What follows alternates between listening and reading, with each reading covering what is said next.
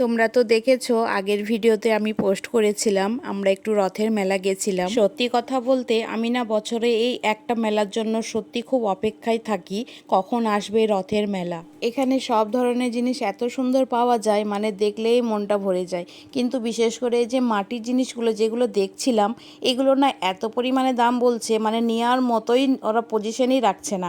মানে এত দাম, মাটির জিনিস এত দাম দিয়ে নিতে একটু ভরসা পেলাম না, মানে ভরসাটা ঠিক পেলাম না যে মাটির জিনিস এত দাম দিয়ে নেব। ওই যে হাঁড়ির ঢাকনাটা ওঠালাম, ওটা আরিবার পাপার খুব পছন্দ ছিল, যে ওটা ওর নেওয়ার খুব টার্গেট ছিল, কিন্তু এত পরিমাণে দাম বলছে একটা টাকাও কমাচ্ছে না। যাই হোক, একটু ঘুরে ফিরে দেখলাম, দেখতে তো আর টাকা লাগে না তাই না বলো। তো যাই হোক, এবারে সব কিছু দেখলাম, নিলাম, নিয়েছিও কিছু, না নেওয়াও করিনি। নিয়েছি অন্য কিছু, মাটির জিনিস কিছু নিইনি কিন্তু নিয়েছি অন্য কিছু। এবার একে একে আস্তে আস্তে এবার শেষের দিকে মেলা আমাদের ঘোরা, এবার আস্তে আস্তে বাড়ির দিকে রওনা হচ্ছি।